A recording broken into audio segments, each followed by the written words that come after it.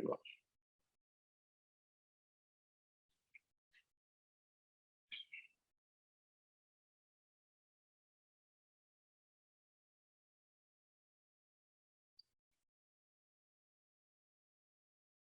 Mantra 16 depicted the death of ego, which marked the attainment of self-realization, which is known as Samadhi. I shall recap and explain. For those who found it difficult, will be able to help you understand. So Mantra 16 was the death of the ego, which marks the attainment of self-realization, which is a state of Samadhi. Mantra 17 is the death of the individuality, the physical death, which is the attainment of Mahasamadhi. Now, we understood these two concepts. What is the death of the ego vis-a-vis the death of individuality? And in order to understand this, we brought out the concept of the Vasanas. The Sanchita Vasanas are known as the total Vasanas. The total Vasanas, it doesn't belong to this particular embodiment.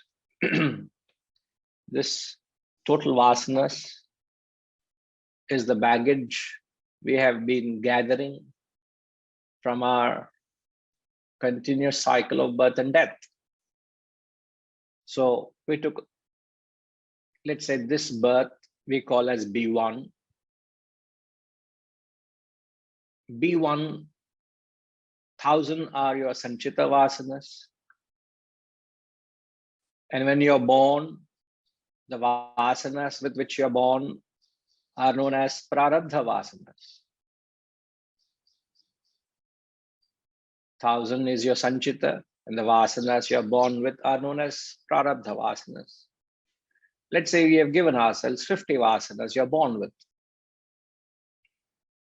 What we are told that these Prarabdha Vasanas are guaranteed exhaustion through your experience. Through your life, you will exhaust them, guaranteed, no worries. But then the balance 950, which are known as Agami. Agami means the Vasanas which are yet to manifest. So Sanchita are the total Vasanas. Prarabdha are the Vasanas you're born with, they're guaranteed exhaustion. And Agami are the Vasanas which are yet to manifest. Now, why we must be interested in Vasanas? Vasanas is the fuel that drives us. Vasanas, in fact, the very purpose of human existence is to deal with these Vasanas. You wouldn't exist if there are no Vasanas. So if you are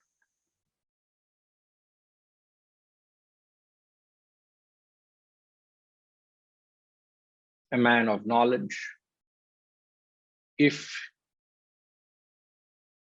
you understand the purpose of life, you would know it has got everything to do with Vasanas, which is nothing but ignorance. Remember, Vasanas is ignorance. So you have to deal with ignorance, is to deal with your own Vasanas and desires. Now, so coming back to the equation quickly. So 1,000 is the total, 50 are born with, balance is 950. Let's say you don't do anything with 950. It's usually not the case. Invariably, there's addition, no subtraction.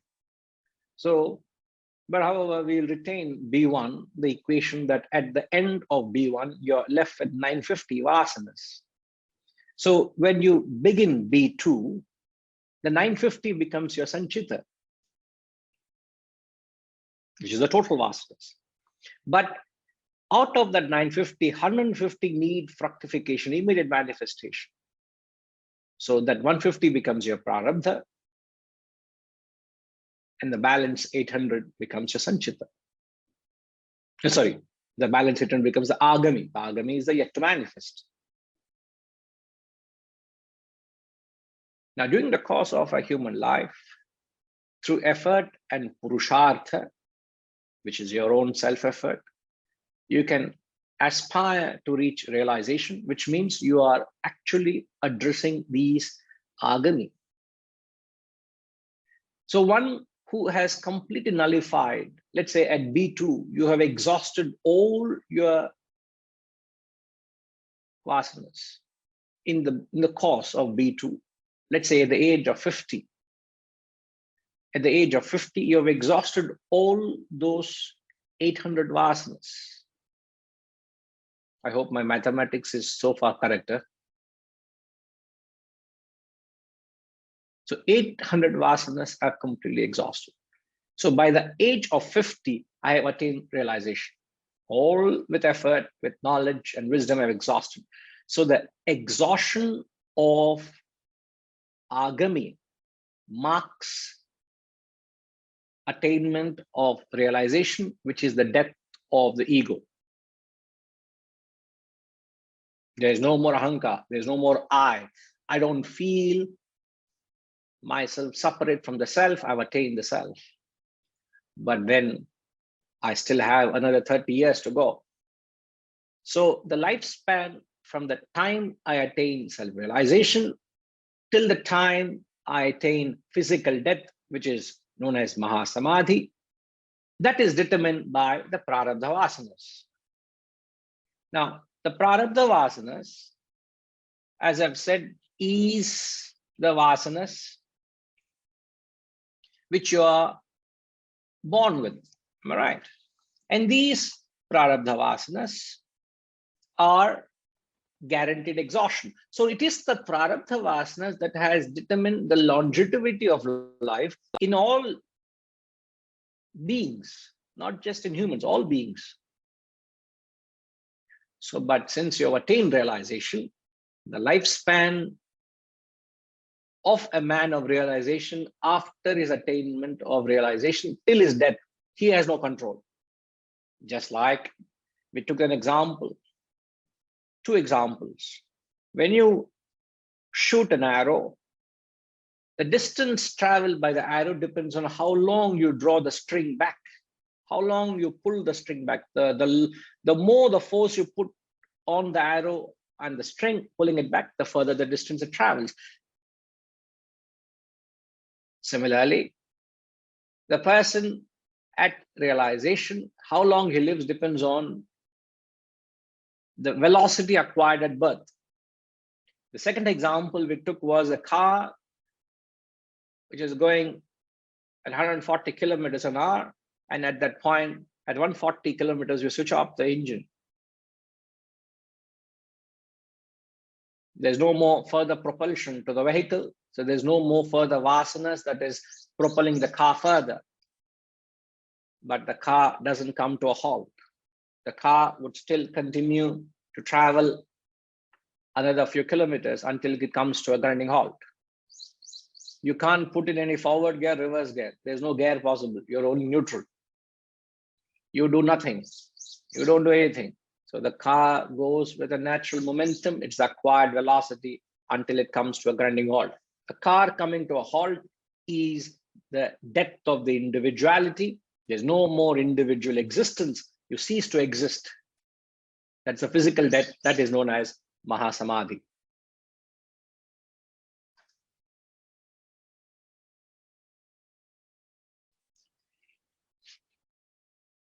So prarabdha vasanas are brought in to explain the life of a man of realization. Why they have their lives so unique is because of the vasanas they're born with. That's all. So it's possible that any one of you can attain realization, and you will live a life unique to your prarabdha vasanas. You have no say in the matter. Now, I did passingly mention that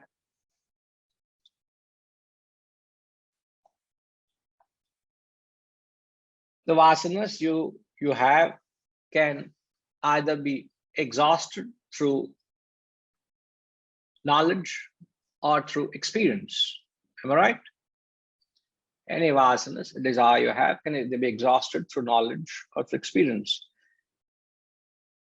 A wise man would want to burn his vasanas and desires through knowledge. A fool, it will be foolish to opt experience as a means to exhaust your vasanas. But still, when I say that, none of us are 100% wise, are we? We don't have the wisdom to deal with the vasanas. If you have the wisdom, where is the vasana? There's no vasana at all. It's like where there is light, there's no darkness. Where there is sun, there's no darkness. Where there's knowledge, there's no ignorance. Where there's wisdom, there's no vasanas. So to the extent you have wisdom, to that extent you can deal with the vasanas. So there are certain vasanas you can very easily brush it aside. If your mind entertains a thought, you have the intellectual strength and say, hey, come on, man, you have no other purpose but to keep bothering me. Shut up. I am not interested in entertaining you. Who am I talking to? Kashish, whom are you talking to?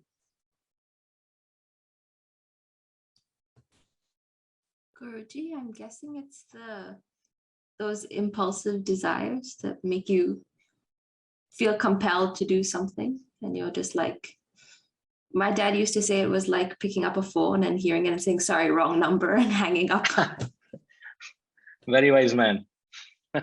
Spot on. Spot on. Yes, it is the impulsive desires, the mind which keeps prodding you, keeps pushing you, keeps distracting you. So I also will start saying wrong number. That's a good way of dealing with desires. I didn't know this. I wish I met you long ago, but you couldn't convey all this to me then, Kashish. Yeah. I met you 15 years ago, was it? I think so. Maybe 10 years back or so. 10, 12 years ago. So you were articulate, but not this articulate. Well, I hadn't learned any wisdom yet. I was only like 12 years old. No, that's very, very spot on. So when the mind keeps presenting itself with many desires and impulsive thoughts, you'll have to have the alertness and the strength to say, no, I don't want to fall a prey to you. No, I want to go ahead. But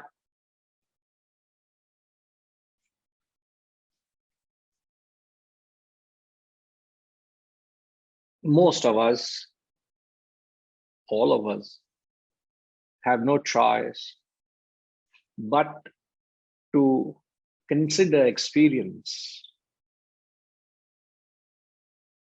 because we don't have the capacity to deal with that vasana. Now the question is, when would you consider to experience it?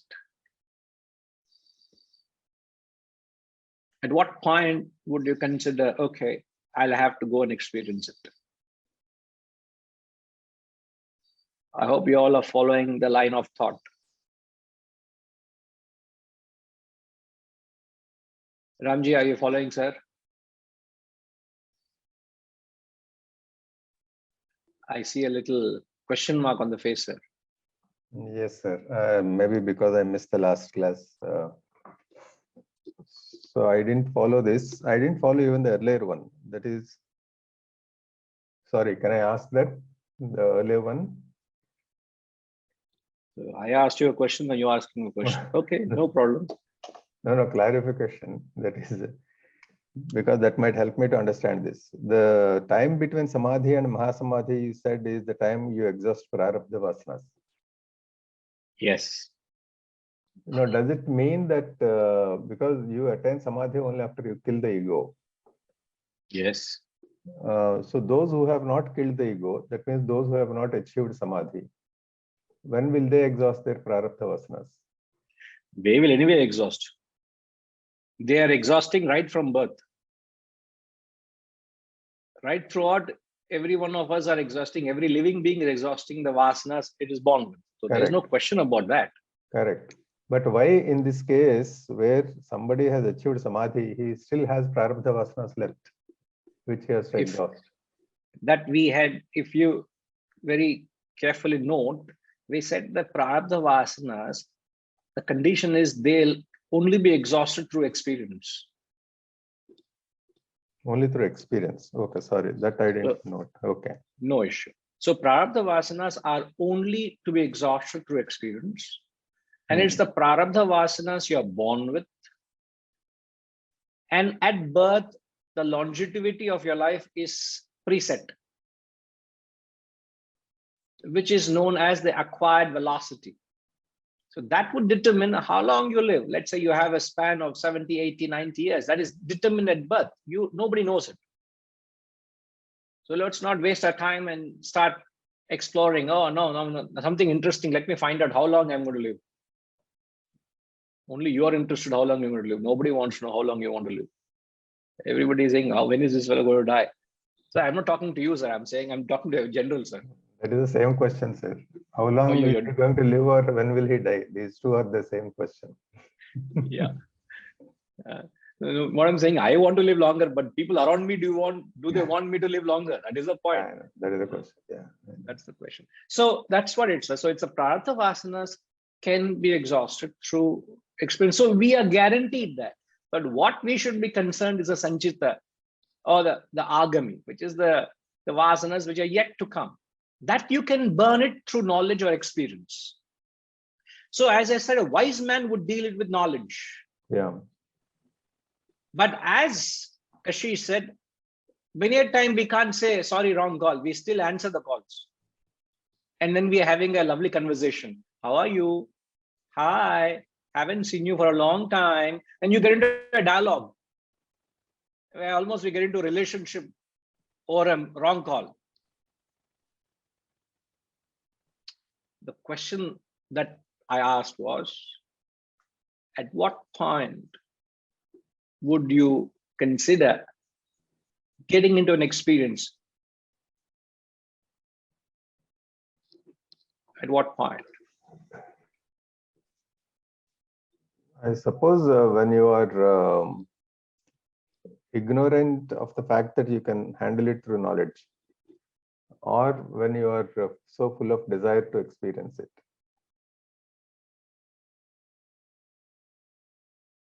I think you're slightly missing the context, Ramji. Okay, maybe then I should not attempt right now. Yeah. No, yes, sir, you already attempted, sir. No, you can't take back your words. Huh? Sorry. I am very well aware. So it's not that I'm ignorant about it. I'm very well aware that I have an option of knowledge or experience. Okay.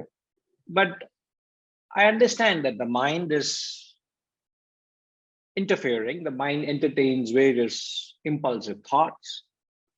And I'm dismissing them. I said, no, I don't want to take, as I said, sorry, wrong call.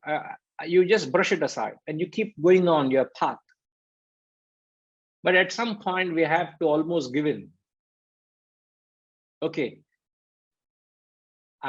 You're left with no choice but to experience what your mind demands. Because I don't have the wisdom. Let me confess. I don't have the 100% wisdom to deal with every vasana I have. Let's say I have 60% wisdom. 40%, how do I deal with? I have no choice but to deal with experience. Isn't it? Because you are left with only two choices, either knowledge or experience. Now, my question is, at what point would you consider, okay, I have to give in to my desire, I have to experience? Okay, even before we answer this question, I would want to ask Lakshmi Ma, why are you considering experience first and foremost? Why are you considering experience?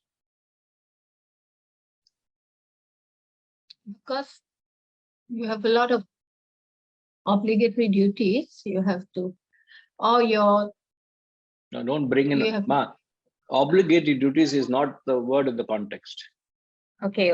The question is, why are you going through experience? Because we are ignorant, I guess. Of ignorance, why are we going through experience? Why? Is it because of the velocity that we came with? Our Prarabdha Vasana is so forceful that You're we have lost, to leave you're out and lost. exhaust. Lakshmi think Ma, so, you're Guruji. lost. You're I lost. think so. See, Prarabdha Vasanas, we don't have to worry, Ma. As we said, they will be taken care of. Right? You get that right? Okay. They will be taken care of. Yeah. They are anyway exhausted through experience. Don't worry about them. Okay. But while, as I've said, now I'm left with, at the beginning of B2, I'm left with 800 vasanas to deal with. Now that 800 vasanas, I can either deal with through knowledge or experience. Okay. I'm able to handle with certain wisdom the vasanas, with knowledge, but there is no wisdom. So I have no choice but to go through experience.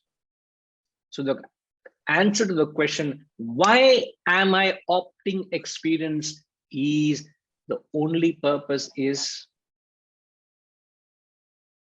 don't worry, I'm not answering. Why? Setuji, are you thinking along, Lakshmi Ma? Yeah, I'm thinking it's life. Why am I opting?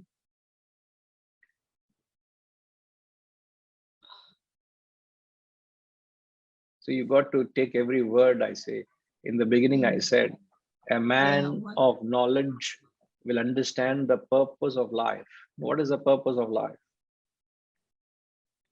To attain self-realization, to find your own self. Huh? All right. Okay. You're not wrong in that way. All right. Okay, ma. Hold on. Think along. Yes, Setuji? Okay. Hari Om Guruji. I am forced to experience it because it is coming in the way of sadhana, the goal of self-realization. So I have no choice but to experience it. This absolutely right. This particular vasana or a desire or a thought is coming as an impediment in my sadhana. It is disturbing me. What do? I don't have the wisdom to remove it, isn't it, sir? Yes, sir. I don't have the wisdom to remove it. So what do? Chalo yaar, I have no choice but to experience it. Like vasana of traveling, or I want to see Hawaii once more. So I have but I have to exhaust it by experience. That is your vasana. Because I have an open invitation by Setuji. He said he is going to take me to Hawaii. So Ningla Elia. Yes. He has planted the thought of Hawaii experience in me. And he said, let's both of us do Hawaii. And Kashish, you know the song Hawaii? You must go Google and find out Hawaii. I don't know whether I'm telling in the right context. It's some film song, I remember. So he talked of a very spiritual experience in Hawaii. And I remember he planting that thought long ago, 3-4 years. I think it's been 2-3 years. I've known him. From then he has been mentioning of that experience. But that thought has not got into me. That bug has not got into me. So there is no vasana in me. There's no thought in me. But you say, yes, there is this desire or vasana in you to go to Hawaii. Now, can that be dealt with knowledge or experience? Depends on two things: the strength of your Wisdom. desire and the wisdom quotient. You can experience that Hawaii right where you are, create a sanctum sanctorum for yourself right where you are, or you have to go right till there to experience it. One more, Guruji, I just have got a thought. We have to hurry up with our exhausting agami vasanas, intensifying our sadhana, because exhausting prarabdha vasanas is not in our hand. By the time we are in that job, we may exhaust this and we may leave the physical body. So that is all the more reason we have to get into sadhana on a faster mode. You're absolutely right, sir. Don't know when the car is going to come to a halt.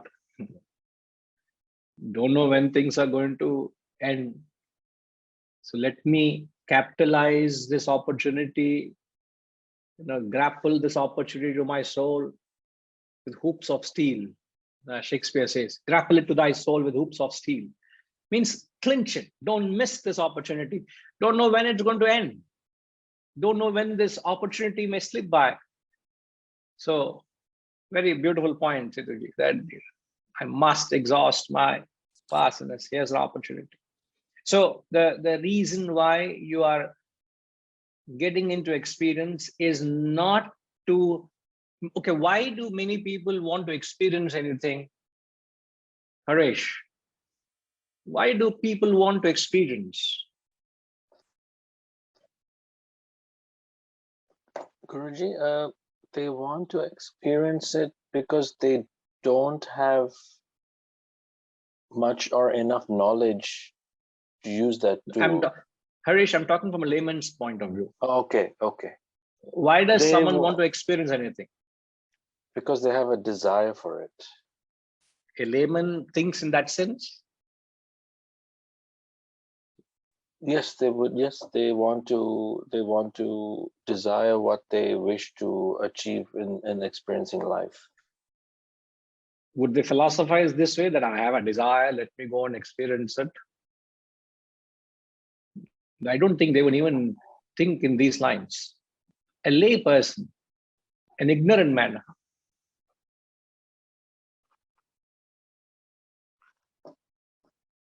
why do they want to experience anything? Why do they go into the world? They want to enjoy the world, isn't it? They want to pamper their senses. They want to give a license to their sense demands. Short of becoming licentious, I have a desire for taste. Give yourself as much taste you want. I have a desire for sight. Give into the sight. I have a desire for sound. Give into the sound. You give into your senses, isn't it? They are falling a prey to their senses. So they are all indulging, relishing, enjoying, maja, isn't it? That's their whole concept of life, isn't it? Acquisition, enjoyment. They're just acquiring and wanting to enjoy what they've got. Jolly good time. Now is the time, and when will you enjoy? Enjoy. As if tomorrow there's no end. That's the attitude of many people in life, isn't it? Or majority of people. But when you and I are left with no choice of getting into an experience, you're not going to enjoy. You're not going there for enjoyment. You're not going there to relish. You're going there because I need to get rid of this vasana. Yet you are experiencing it, but you're not going into the experience for the sake of enjoyment. That you're very clear. Remember, you're very clear. I have no choice but to experience because I don't have the wisdom to deal with this vasana. So what do? Let me go through experience for the sake of uprooting this vasana. This vasana is a thorn in my flesh. It is bothering me. Let me experience it and get rid of it.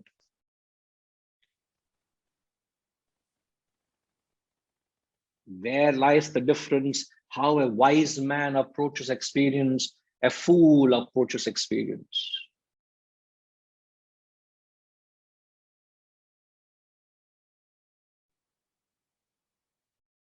going through experience can be very dangerous. Why? Firstly, it is time consuming. Going by the example of what Setuji, if I may, Setuji, he said, example of going to Hawaii. I have to go all the way from here to Hawaii. The right time, I must have the right people. It must be conducive. You're spending your time, energy, resources to travel to get rid of one desire. It requires that much time. Secondly, the experience itself might create a fresh desire. Any guarantee? Oh, there are many islands like this in Hawaii. Oh, I want to see the diversity of experience in Hawaiian islands.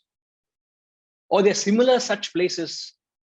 There might be a possibility that you had a fresh desire. Third possibility is you may strengthen the existing desire itself. So the experience has not burnt the fuel. Experience is actually filled in the tank. You want to see more of that. So there is a great danger when you get into the experience. So watch out. But as I said, we are left with no choice because we only have limited supply of wisdom. So we have to deal with experience. But at least when you are in experience, remember, you're experiencing it only to remove this vasana. You're not experiencing it for the sake of enjoyment. But what are the three things to remember? Reddy Garu, please write down and repeat it for me, sir. The three things you must do whenever you're going to get into an experience is before the experience, you should not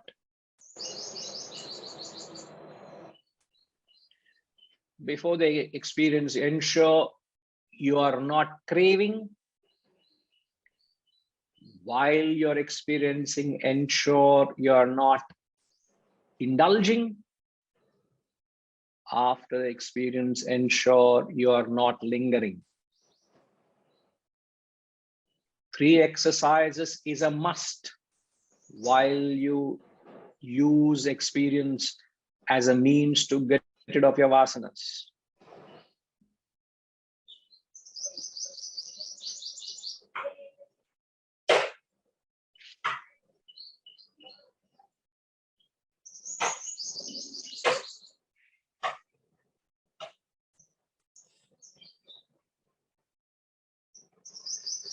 Yes, Reddy Garu. Yes, Guruji. As I noted down that before experiencing, you are not craving. That is, we keep imagining that. That's what my understanding. Yes. While experiencing, you are not indulging. That is, you are still striving for more and more in that. And after experiencing, you are not lingering. That is, of the thoughts continuously coming in the mind, and we keep spending our energies in that.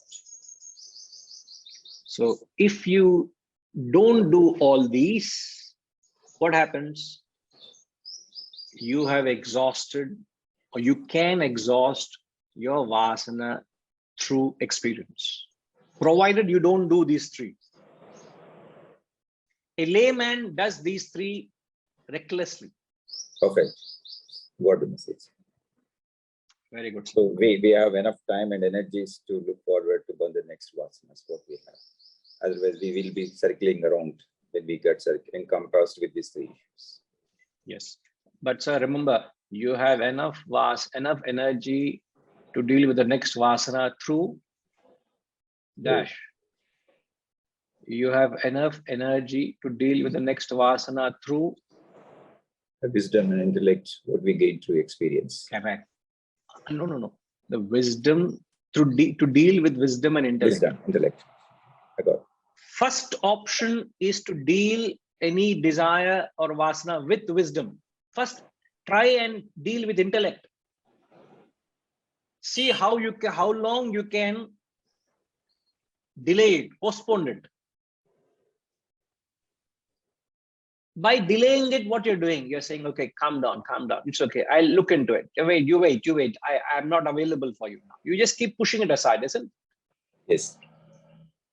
But there's a threshold you can reach, isn't it?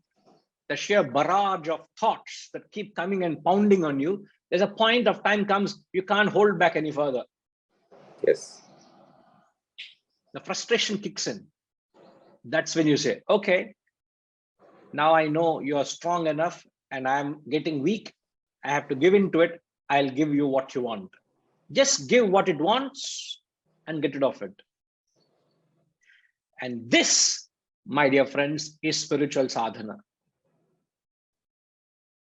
There is no specific path for you and me and everyone alike. The path for you is based on the vasanas you have.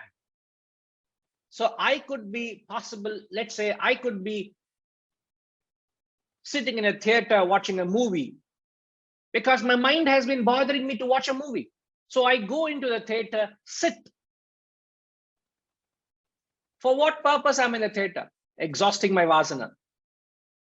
But you see me, oh, look at Guruji. In the morning, he takes Upanishad class, and right after that, 11 o'clock, what do you call 11 o'clock show in film language?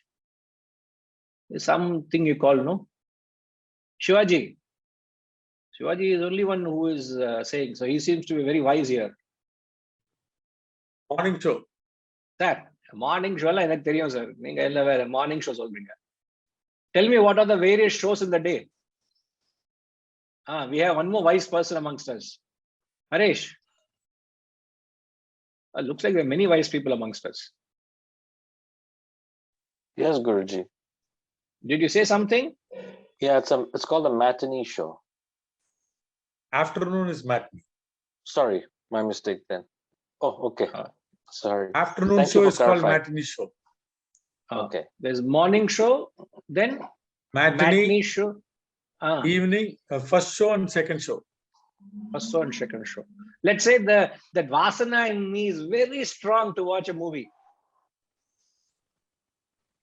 You know, when there was a movie that came out a few months ago, I think there was a movie called 83. Yes. I tell you the number of invitations I got to go to the theaters to watch the movie. Number of times people called me and said, it's a very good movie, you will enjoy, and you enjoy sport also, Guruji, please come, it's very good, come. I said, thank you very much. I am not interested. I think it's come in the television also. Netflix. I didn't watch it. Means I saw some ad somewhere. It's come. But let's say that's the reality of it. But let's say the vasana in me is so strong. Shivaji, vasana was romba strong. Lakshmi Ma wants to watch Kashmir Files. Come to India. Subhashi also wants to watch. All of you want to watch movie. Let's all of us go. Or Wisdom family goes to watch movies. It will be banned here, definitely. Okay. We are talking of banning vasanas here. You people are talking of banning movies. Karma. What to do? You all Still are so vasanas. strong. You still We're you all are so exhausting our strong. vasanas, Guruji. We're We're exhausting. Through experience. That's what Shivaji Barango. They want to experience only experience it. Now, let's say, Shivaji, I have this burning desire, sir, to watch a movie. And my mind is so hot on wanting. It's just pressurized to experience it. So what do? I go to the morning show. Later. And you happen to pass by at the same time, the coincidence, you watch me going into the cinema hall, into the theater. And you say, oh, wow, Guruji is going for a movie. From a layman's perspective, no, I'm not saying anything wrong. From a layman's perspective, it is called you are feeding into your senses, isn't it? You're giving into the sense demand. You're entertaining your senses, indulging. Now, what from a third person's perspective, it may be apparently indulging, but as far as I'm concerned, I am trying to exhaust my vasana. So I can be in the theater exhausting the vasana, or I can be in an ashram entertaining my thoughts wildly, indulging in something. This is what the great Adi Shankaracharya said, Yogarato va, Bhogarato va, Sangha Vihina, Yasya Brahmani Ramate Chittam. So I am sitting in the theater with the only intention of burning off my vasana, or I can be sitting in an ashram and thinking of something in the world out there. So who is a yogi? Who is a bhogi? I can be wearing ochre robes with namams all over and entertaining thoughts of the world. I can be in the marketplace and thinking of how to exhaust my vasanas because I am left with no choice but to experience it, because I have given all my wisdom to deal with that vasana for movie, but I have no choice but to experience it. This, the layman doesn't understand. And the so-called pseudo-spiritualists are putting on a garb of spirituality. Beware, beware of such hypocrites who just put on a garb of spirituality. Spirituality is not the garb. Spirituality is to take action to burn your vasanas, whether be it through knowledge, whether be it through experience, but it's how you approach life makes you spiritual. It's not where you are, how you are placed. So there are people out there, because people don't understand this. Therefore, people put on a garb of spirituality. A garb, a real garb they put on. So sad. But be blessed. Can't we think that they are going through their karma, that they let them go through their karma? Why should we take their karma? If they are not, they are ignorant, it's their karma. No, obviously it's their karma, sir. But where we are taking their karma by thinking they are ignorant. If they are indulging, if they are doing whatever the activity, whatever it is their karma. Is it not? So by getting into it, we are taking their karma. No. Even if you are attaining realization, it's your karma. I'm not talking of karma here. I'm talking about we do not follow that path of ignorance. We should be conscious that we don't give an overemphasis to a particular act. It's what is the thought that matters. So irrespective of, so you are a man of action. I know you are from morning to night, you are in your factory dealing with business, running your business, dealing with your clients, your vendors, you're in the marketplace. Being where you are, your thoughts can be that I have vasanas for business, that is my dharma, I am here to exhaust it, and you can attain moksha doing business. That is your spiritual sadhana. So it's spiritual sadhana is not putting on a robe and sitting in a place. That is what I'm saying. There's nothing called as spirituality and materiality. Spiritual and material is defined by your mindset and your thought. If your mindset is engaged in the world, if your mind is caught up in the worldly activities, you're a material person. But if your vasanas demands you to take an experience, other day I was visiting a doctor consulting, and through a known reference, and after the quick consultation, I was just exchanging the common interest he had, and which I also have, which is mountaineering. And after the quick examination, the next few minutes, we were exchanging notes on his interest for mountaineering. And he was saying, it is so meditative. When you're up in the mountains, you're all by yourself, you just forget the world, and you're in a zone by yourself. You're in a realm of yourself, and it's so spiritually elevating. And I could strike a chord with him, and I could relate to it. And the next few minutes, we were discussing on that. So how does it matter what field you are? Doesn't matter where you are.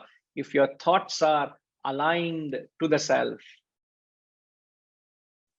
You get what I'm saying, sir?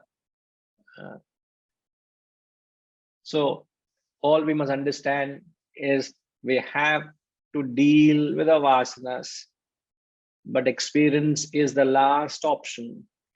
But when experience has to be considered, beware that you don't crave, beware that you don't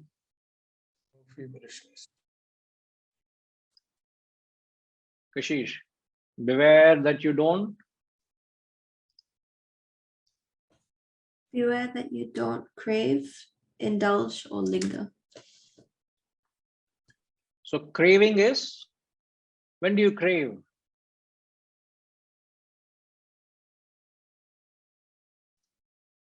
Yeah. Before the experience, when you're craving before, and then when you're experiencing it, ensure you don't indulge.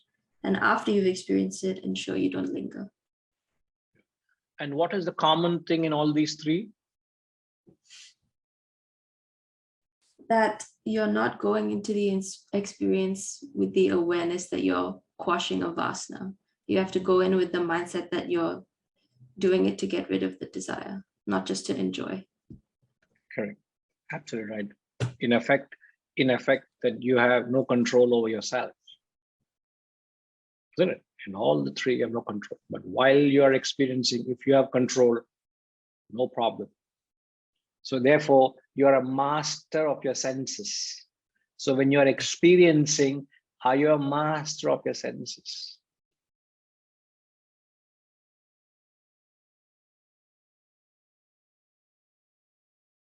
You know, the other day somebody sent me a recipe or a particular juice, which is little bitter. And he said, I don't know, why not try it? You know, Vasantama. So something was being made at home. I said, you have it? Yes, I'll have it. And, you know, my comment to that person was, I said, I am not a slave of my tongue. That's all I said. I am not a slave of my tongue. If it's bitter, so be bitter. If it is sweet, so be it. Isn't it, Ma? So we must be a master of our senses. So be a master even while you're experiencing life. Means you want to opt experience to burn, you must be a master. Isn't it, Ma? Yes, Guruji. We try to be a master, but sometimes it doesn't happen. Yeah. So master of senses, master of your emotions, master of your thoughts. Not only emotion, not only senses, you master everything. You know, sometimes you have to get into an emotion. You're not getting into just become emotional about things. I want to be a master of it. Okay. Right. Right. Yes, Harish.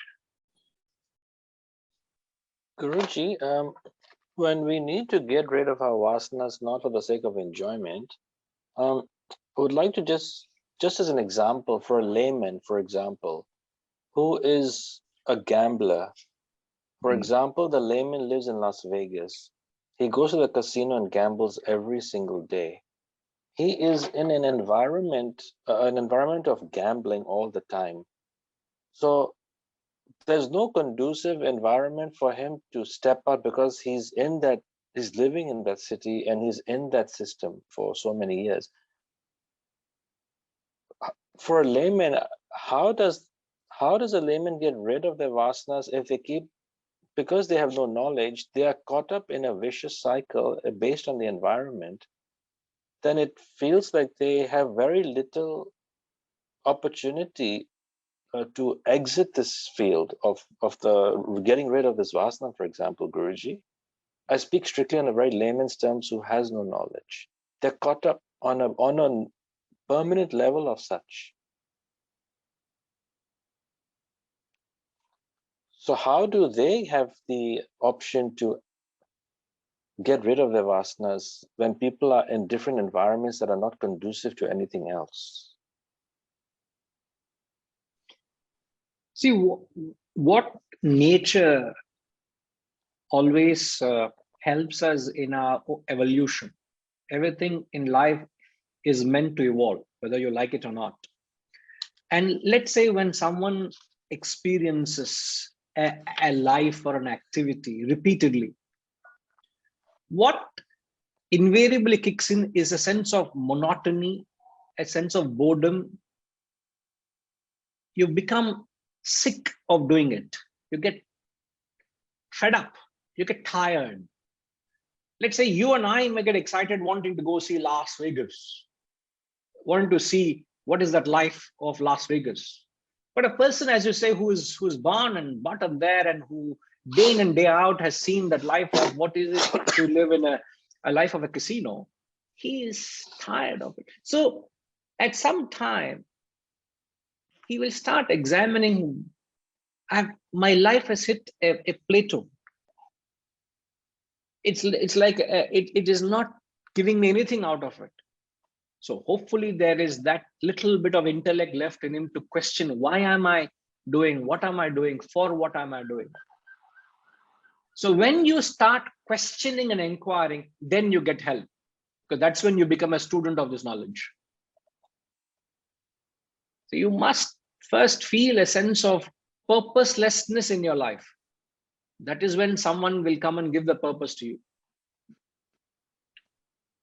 I repeat, you must experience that sense of purposelessness in your life. You feel, where am I going? What am I doing? What am I running?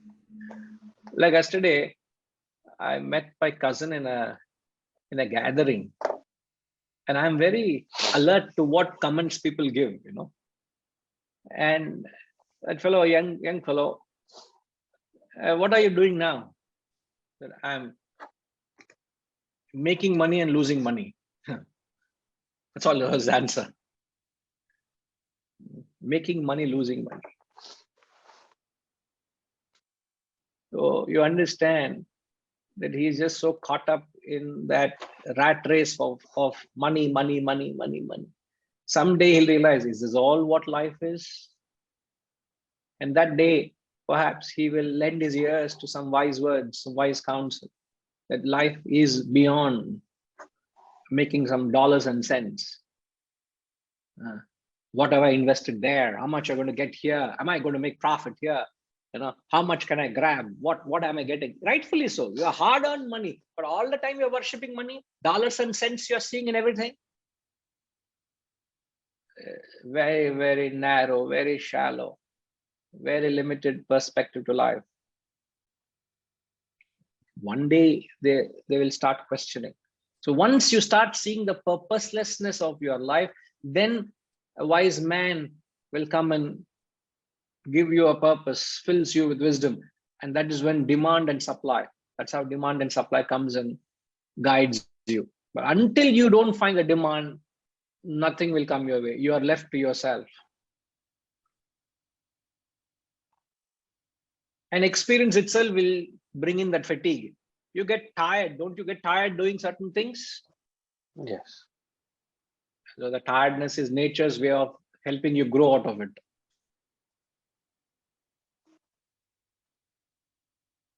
You understand the futility in it.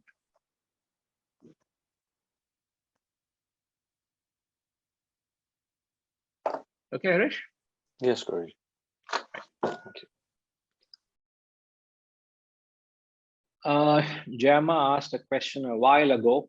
I'm sorry, I have to come to it now. Usually after Samadhi, one can still exhaust Prarabdha Vasanas through Purushartha and attain Mahasamadhi. If you had noted, I had commented to Ramji that Prarabdha Vasanas are something which are exhausted through experience. So you can't do anything. If a realized soul from the age of 50, he has to live another 30 years, the next 30 years of his life, he will go through life without any effort, because he has attained realization, and nothing can be done to those vasanas from the state of realization. They will automatically burnt out. Don't worry of that. So all the effort is to attain that realization, not after that. After that is you are effortlessly gliding or sliding. Imagine an aircraft. It's difficult to imagine, but imagine an aircraft, fuel is shut in midair. So the engine shut off. So the aircraft is gliding effortlessly, isn't it? He has no control. He's just going. The direction it goes, it goes. That kind of a thing. All right. Are you there? If you're there, I hope you understand. If you're not there, please understand later. Oh my God. You're there. Yes, ma.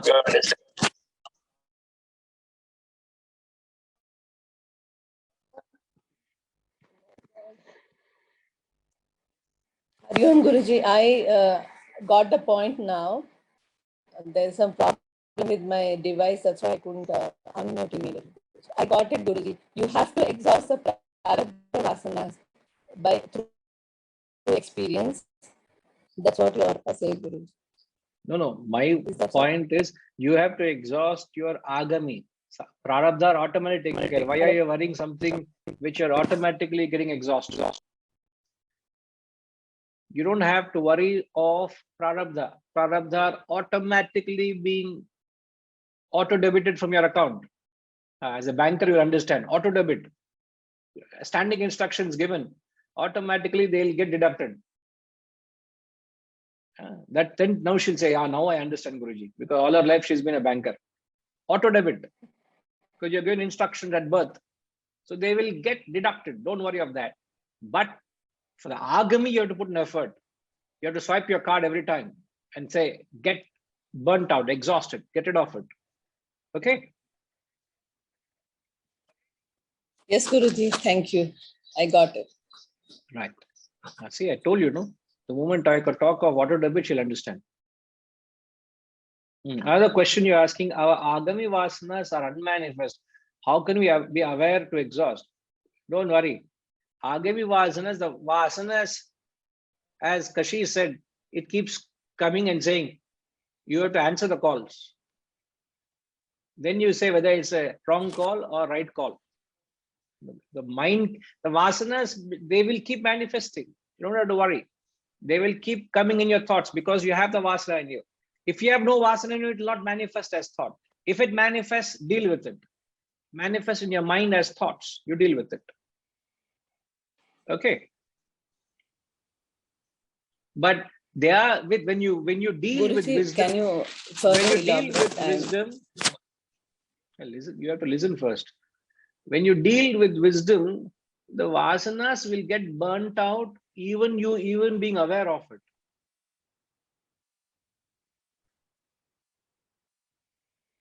When there is fire, all the known things and unknown things, let's say a fire consumes a house. Okay, a house is consumed by fire. You know all that which is there in the house. That is your furniture, you know your electricals, you know all your belongings, what you know, that is burnt. But there are many things which you kept in your go down in your storeroom, in many places in the house, which you do not know. They are also burnt, isn't it? Just because you do not know, will they remain safe? No, they also get burnt. In that way, when your life is consumed with wisdom, the fire of wisdom will not only burn your known vasanas, it also burn unknown vasanas and desires which are there in the background. It's there in the back, somewhere deep. It gets burnt out. You don't need to know. That is the power of wisdom. The power of wisdom is such that it removes the ignorance in the form of vasanas, known and unknown. A beautiful example. When the building is in fire, it burns and destroys known to you. It also burns and destroys unknown things you had kept. You have not even opened you bought a juicer machine and kept in the loft, that you will open it one day. That also is burnt. Everything is burnt. All your vasanas are burnt. So embrace wisdom. That's all I'll say.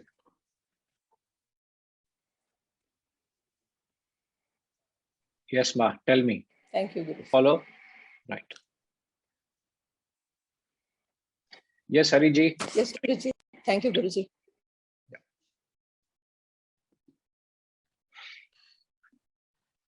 Can we have sense or self-control without knowledge? We are now telling that we have to experience, and not we have to, but many times we opt to experience to exhaust the agami vasana with self-control. That means to treat experience, to treat the experience with an end in itself without lingering further. It is easier said than done, unless we have the knowledge. So I feel burning the vasanas become easier because I have the knowledge. If I don't have the knowledge, then I will be experiencing the vasanas just like an ordinary person, which will help me only to increase the vasanas. Is my thought? No, I don't think your understanding is correct. Why I say so? Because one may not have the wisdom to deal it with wisdom, but at least we have the wisdom to control the craving, indulging, and lingering. No? How? Can't you? Don't you, sir? Lingering, as you know, is after the experience. After you have experienced something, your mind tends to go and mentally relive that after the experience. That part, to the extent you control, you can control. One is the physical experience. The physical experience by itself has no effect on the increasing of vasana. Remember, so the question is, how does one increase the vasanas? Whether be it strengthen the vasana or create a new vasana. So the strengthening or increasing of vasana is not the experience. The physical experience has no relevance to your increasing. What actually increases the vasana is not the physical experience, but the craving, but the indulging, but the lingering. So if you take care of these three elements, it is the rush of the mind. To the extent you can discipline, because everyone has a certain amount of intellect, and only by engaging that intellect with the mind and curbing these three traits, so at least you're aware that these three qualities of the mind is the problem. So when you discipline the mind in these three avenues, you are exercising self-control. I do that because I have the knowledge. I try to self-control because my knowledge says that you control. Don't linger. Unless I have the Vedantic knowledge or input from my guru, who has been teaching me all this while, don't linger, don't linger. That is the knowledge that the guru has imparted to me. So without that knowledge, I will not, I think I will not be able to practice the self-control. I'm able to practice the self-control because of the knowledge. Because of the knowledge. Yes. So is it not a contradiction that we don't have to burn the vasana? Not, you didn't say you don't have to. Many people prefer to experience rather than burning because they are lacking the knowledge, which I feel there is a contradiction. I have the knowledge, that is why I am not trying to linger. The guru had taught me, don't linger. You end your experience with experience in a Sakshi Bhava. You undergo that experience and then leave it. Then go for the next experience. That knowledge is with me, without which I will not be able to practice lingering. I think that is the knowledge which the guru has. So it is not a mere information. No, not information. end of the day, it is the wisdom that you have, it's the intellect that you have Yeah. that will help you in dealing with your vasanas. If you can't deal with it, go through experience being cautious. The moment you slip, you pay the price. That's all I'm saying. Okay. It all boils down to your awareness, whether you're aware. And there are moments we all lose our awareness and then we slip into the temptation and then we fall a prey. Okay. Okay, right. Okay. In fact, as many people, the studies say, most of the shopping, what is the term used for shopping? Most of the shopping that's done is, Reddy Garu? Is it window shopping, Guruji? No, window shopping, no problem. That also is a problem. In fact, window shopping is dangerous, real dangerous. But That's most so of the time, people get into shopping. What kind of shopping is that? Rajima knows it. Not that I'm talking about her, but what, Rajima? Yes, Guruji, Hari Om. So what is that shopping most of the time people do? Unnecessary shopping. Correct. Looks like you must have done something and come now, no? Always.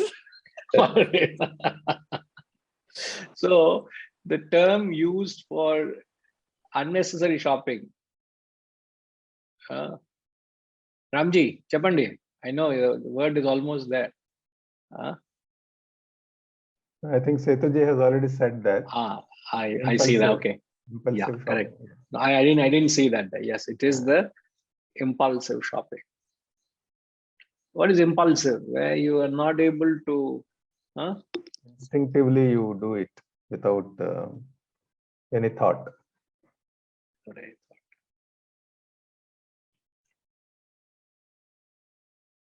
I think Socrates says that whenever I pass by a shop, I think it's Socrates.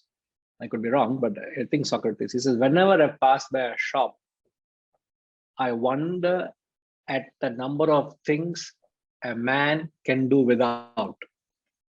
And a woman also. That is not possible, sir. So he says you can do without it. I wonder a number of things a man can do without. I can still do without it. Yeah. So these are all just like these are all representation of desires that we unnecessarily harbor. Right? Absolutely. We buy all those things and dump at home, and then they are there every day, coming in the way of our walking and our sitting and our standing, and then everywhere lying around here, all this stuff. You know what that does? It creates memories, it creates impressions. I am a very strong believer of not having photographs of people at homes, especially if somebody, if there's a demise in your family and you keep putting their pictures. They could be near and dear, but it constantly haunts you, constantly reminds you, constantly bothers you, constantly you're living in that memory, which is nothing but lingering. Oh, he was like this, she was like that, he did this, she did that, I like that, all the time you are in the past. Why you have a life now? That person came, lived and gone. Why are you living with that person who is gone? No matter, doesn't matter. That person was very dear to you, but live now. People live in the past. People live in memories. In the process, the present is dead. You're living a life of death now. I tell you. But Guruji, sometimes somebody can inspire you in life. And that picture in front of you can, like I had an uncle and he worked with the Homi Baba all his life and then all through. And I used to go to his house in Bombay. In his entire house, there was no God's photograph. There was no photograph of his parents or his sisters or his brothers, nothing. All the walls were empty. He had only one photograph of Baba, Homi Baba, in his drawing room. So he said, morning when I get up and I look at him, he's my inspiration for the work that I will do during the day. So sometimes it can help, but what you say is right, that many photographs we keep, which are just attachments to the past. So keep them in your heart as pure as they are. Yeah. Remove the photographs. Not that your love for them is any Less, but don't constantly keep feeding them with attachments. It's attachment. Unnecessary reminder. My son, my grandson, my grandchild. As if they are the only people that exist in your life. You're worshipping your grandchildren, you're worshipping your children, you're worshipping your wife, you're worshipping your family. Is that what you want to worship? Is that what you want to attain? Gloating. My son did this, my grandson did this.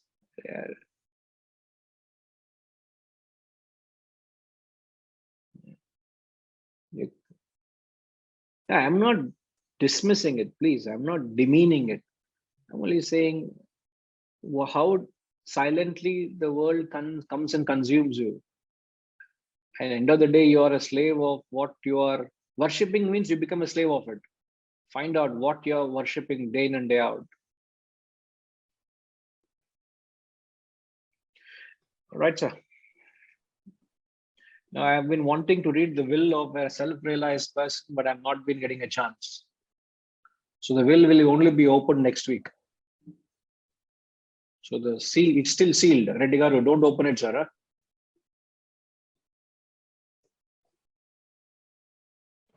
Today I was in the impression that climax is going to happen. I knew you would say that. But the subject matter which we spoke last week is so complex, and we needed to revisit it, and I hope it clarifies a lot of little questions were there lingering. So I thought, let me address them. Okay. Yes, that's true. We'll come back. Yes. Thank you. Om Purnamada Purnamidam Purnat Purnamudachyate Purnasya Purnamadaya Purnamevavashishyate. Om Shanti Shanti Shanti. Harihi Om. Shri Gurubhyo Namaha. Harihi Om.